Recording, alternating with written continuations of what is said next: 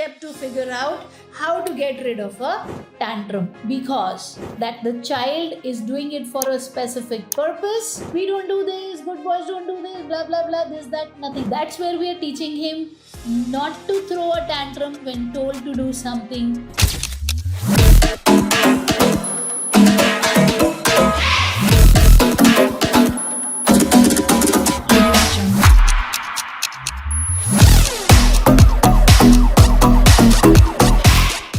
Hello everybody, Rajni from Sashakt Empowering Lives. Yet another time with yet another video. All of you who are new here on this platform, let me give you a brief introduction. My name is Rajni Singh. I am a special educator. Now 17 years of work experience, 21-year-old handsome young man on the autism spectrum, my son, who's now interning with us after completing his graduation, as well as interning in a cafe. And everything we talk about here is about effective autism parenting, autism teaching, bringing up a child with autism to be a productive individual in the future.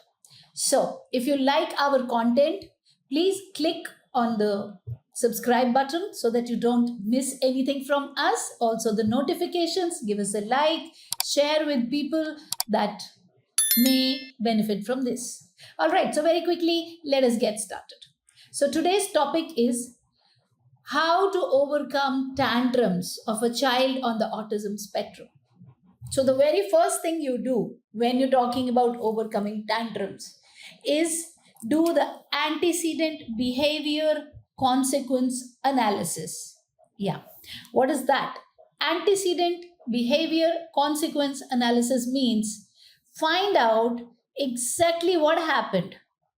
Yeah, immediately before a behavior erupted, a tantrum came up. Yeah, so suppose the child is just sitting and he smashes something on the wall and starts to cry. See exactly what changed in his environment a little while ago. Did you say, let us go and study? Did the child find his favorite pastry gone? What exactly happened that triggered this reaction? So that's called the antecedent.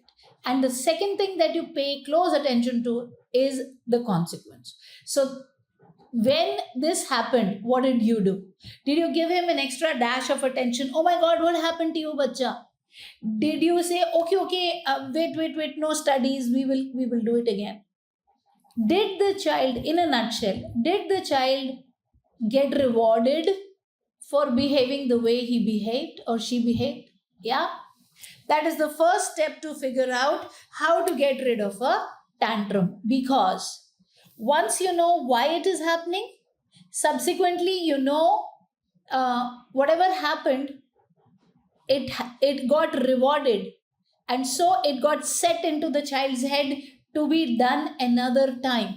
Yeah, so what happens is the child learns, I don't have to put in the effort to use my words, okay, because that's difficult with autism.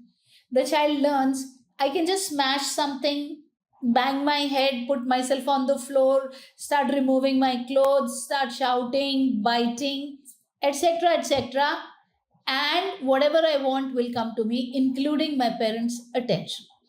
And when exactly that happens, the parents' attention comes to the kid, and the kid gets rewarded by being let go of completing a homework, being let go of eating a food he did not want to eat. The next time the tantrum becomes even more stronger, because the child knows how to get his way through. So, what is the solution? Once we have, the first step is antecedent behavior consequence analysis. Number two, once we understand that the child is doing it for a specific purpose, A, we will put words into the child's mouth, and B, we will not entertain the child by doing what he wants us to do. So his tantrum gets disempowered. That balloon gets deflated. The child figures it out that this is not the best way to get what he wants.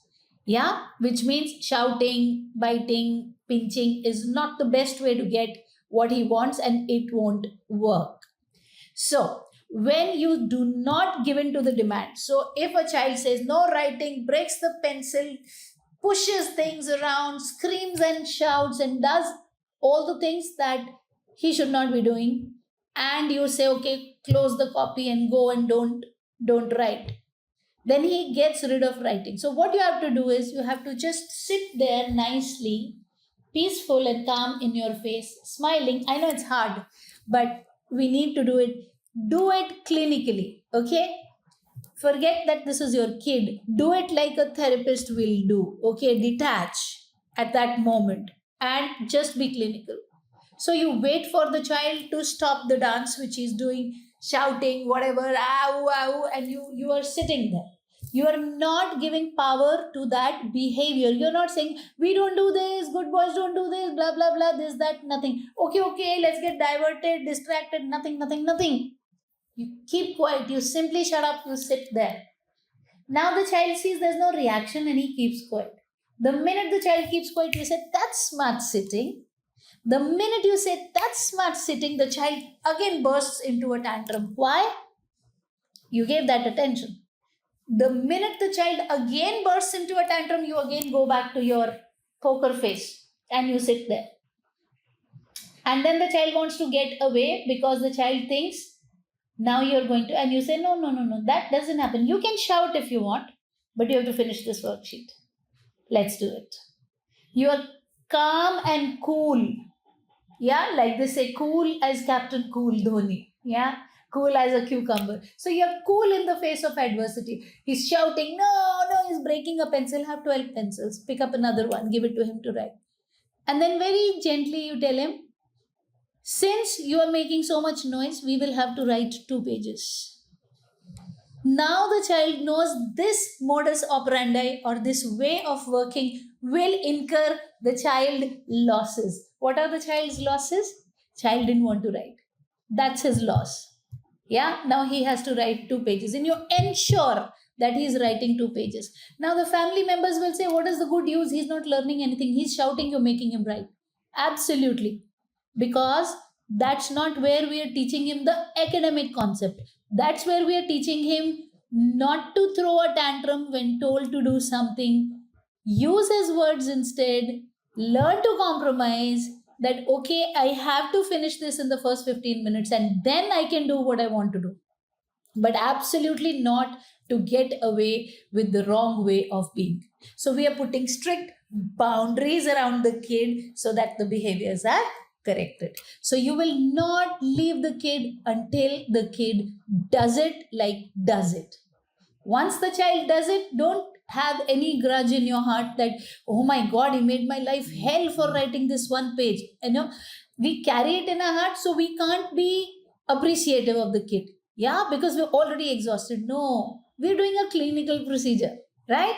Think about it like this. So the minute it's over, you say, oh my God, I love you. You're so amazing. Super good. Look, we'll show to Nani. Now he gets the same attention in the right manner by doing something and then getting praise for doing that. This is where you will see considerably day after day after day, the tantrums will continue to reduce until they get eliminated, because the child's brain understands fully well that whether it is eating or it is working or it is playing, my mom does not respond to me shouting, and it doesn't work. On the contrary, when I use my words, which is what we will teach him, say to mama, not doing more work.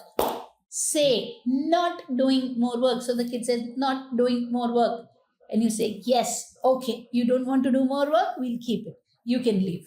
But a minimum specified amount of work you have to do. So you're replacing the tantrum with words and you're not giving into the tantrum. When you do this, the child absolutely gets it. Within a span of 21 days, you will find the behavior will completely get eliminated.